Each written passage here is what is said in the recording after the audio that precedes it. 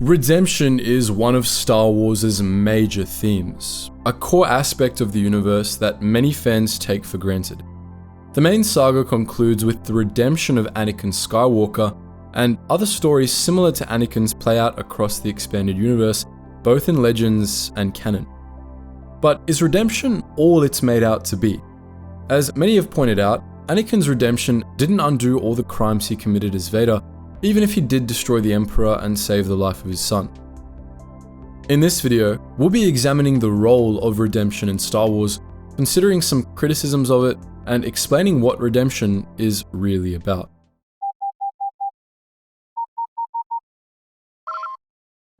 Attention, Sergeant on deck! The original Star Wars saga is the story of Anakin Skywalker.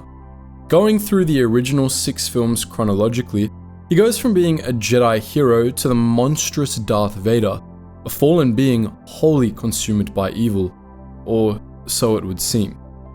As we all know, Vader's son, Luke, refuses to give up on the idea that there's still good in him, and in the end, Anakin Skywalker is redeemed by his son's love, rejecting the choices he made as Darth Vader and destroying the Emperor. It's a simple but profound story, and it ends with Anakin Skywalker dying as a true Jedi, sacrificing himself to save the life of another. Everyone watching this video surely knows all of that, and you're probably also familiar with similar stories from other Star Wars media.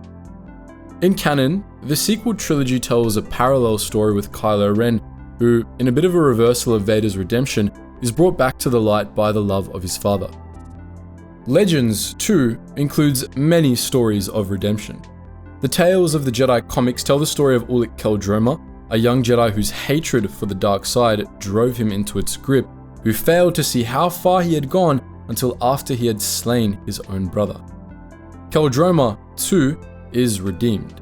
He turns away from the dark side after the death of his brother, and he ultimately finds atonement in helping another young Jedi avoid repeating his mistakes.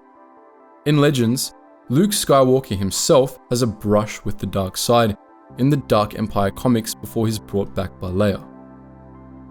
One of the most impactful examples of redemption in Star Wars, in our opinion, is the original Knights of the Old Republic, which, spoiler alert, has you play as the amnesiac Darth Revan, whose mind was wiped by the Jedi Council and replaced with the Republic-loyal identity that the player creates.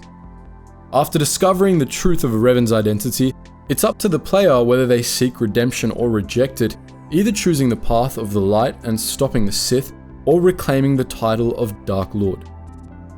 Along the way, KOTOR features other potential instances of redemption as well. At the end of the game, light side players can turn the tide of a crucial battle by bringing fallen Jedi Bastila Shen back to the light, and on Korriban, lightsiders can even redeem the spirit of Ajunta Pal, the very first Sith Lord. All of these stories of redemption, more or less, align with a similar pattern. Redemption in Star Wars requires genuine regret and a rejection of one's evil choices, and it also requires action taken to amend the evil. Vader must undo his greatest mistake by destroying the Emperor. Revan must dismantle his own Sith Empire. Ulic Qel-Droma must help other Jedi avoid his mistakes, and so on. Most importantly though, redemption in Star Wars exists primarily through the lens of the Force. To be redeemed is to turn away from the dark side and embrace the light, and all the other requirements are simply facets of that. Someone who is redeemed in Star Wars used to be a darksider but isn't anymore, which is an important distinction, especially because it doesn't mean unequivocal forgiveness, and it doesn't mean that all of the evil these beings did is erased. If you want to frame it as a matter of good and evil, what redemption means is that someone has ceased to be a fundamentally evil person, even if they have evil in their past to make amends for. This clarification partly addresses the criticism we voiced in the intro that redemption in Star Wars acts as a get-out-of-consequences free pass for Sith Lords. That criticism conflates redemption with absolution. Unequivocal forgiveness for all one's past evils is absolution. Redemption is spiritual in nature, a matter of ceasing to be actively evil, which typically comes with some level of atonement and subsequent forgiveness. This isn't to say that Star Wars is against forgiveness, because it's not. After all, Anakin is redeemed in the first place because his son is willing to forgive him unequivocally, an act of love that's both explicitly portrayed as admirable and that makes Anakin try to earn it.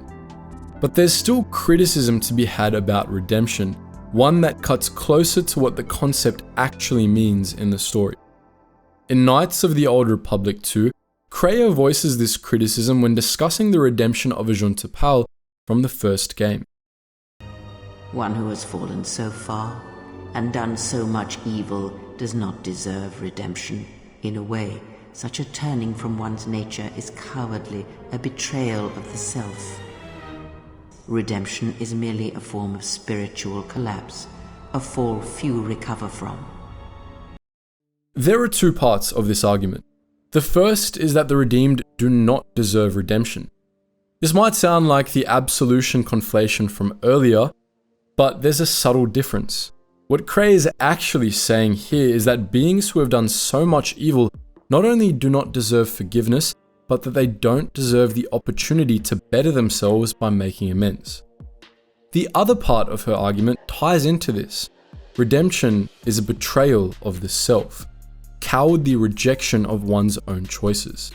To state her whole argument in layman's terms, if you're going to damn yourself, you should commit to it, and expecting a path to forgiveness and repentance after doing so much evil is presumptuous and undeserved. Part of this is just a Kreia moment.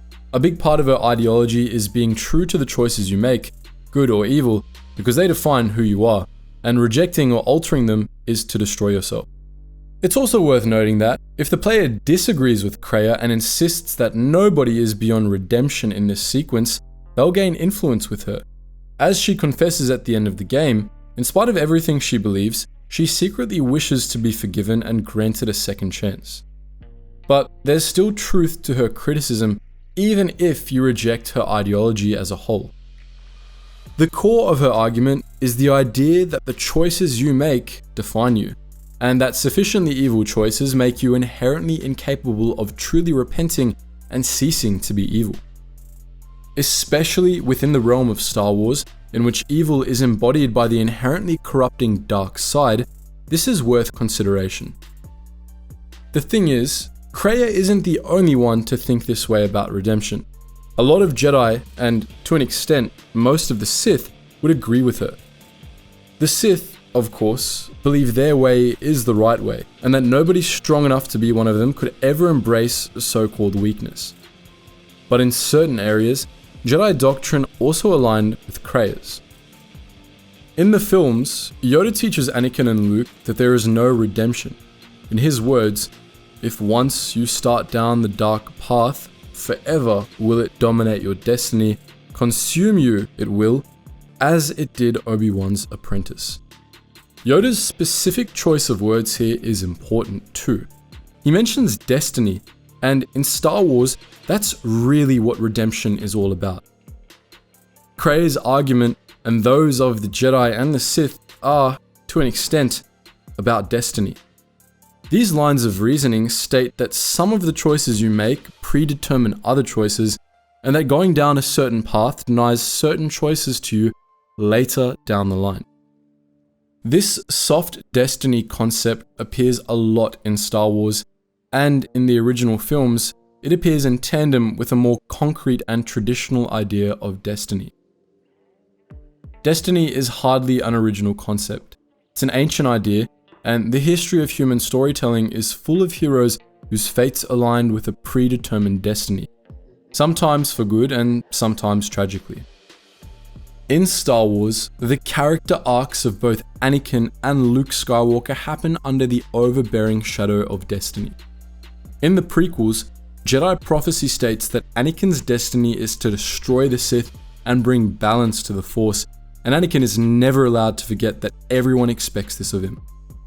In the original trilogy, Luke's destiny isn't stated as overtly, but it's still an overbearing theme, even if it's presented piecemeal. Yoda and Obi-Wan claim that Luke's destiny is to kill Darth Vader. Vader claims that Luke's destiny is to follow in his footsteps and join him on the dark side. Luke's vision in the cave on Dagobah and the Emperor's visions in Return of the Jedi reveal that both claims are correct. Luke is destined, as the original trilogy frames it, to kill Darth Vader, and in doing so, Luke is destined to become Darth Vader. Both of these destinies have no room for any idea of redemption or alternate choices, Luke's especially. Even the Jedi take it as a more or less foregone conclusion that Luke has to kill Vader, and the films firmly imply that if Luke does so, he'll fall to the dark side and become the Emperor's new apprentice, with no redemption for him either. The thing is, neither of these destinies play out as expected, which is what makes the theme of redemption in Star Wars so important. Most stories that involve destinies for their heroes tend to go in one of three ways. The hero can go along with it, they can try to avoid their destiny but come around to it in the end, or they can try to avoid it and inadvertently cause it to play out in the process. In all of these cases, destiny is absolute and unquestionable. Star Wars is unique in that it breaks that pattern. At first, Anakin defies his destiny by becoming Darth Vader and all but destroying the balance of the Force. He comes around and fulfills the prophecy in the end, but only because Luke rejects his own destiny, this time with no strings attached. Luke refuses to kill his father and also refuses to become him, to fall to the dark side and become the new Darth Vader. He does the exact opposite. Instead of killing his father, he saves him, and instead of becoming like Darth Vader, he helps Darth Vader become like him. Star Wars wholeheartedly rejects the concept of destiny, both in the more overt way and in the softer way that the likes of Kreia frame it. That's why the idea of redemption is so important to Star Wars, because what it means is that you can always choose to be better, no matter who you are or what you've done. Our choices are not predetermined, they are always our own, and there is always the opportunity to make the right ones. Redemption in Star Wars means that there's no destiny, there's no fate, there's no point of return, and there's always a way to make things right. This is only really scratching the surface of the core message of Star Wars. So what do you think? Would you like to see a long video diving deeper into this and related concepts? Feel free to post your thoughts in the comments section below. And as always guys, thank you so much for watching, and I hope to see you in the next video.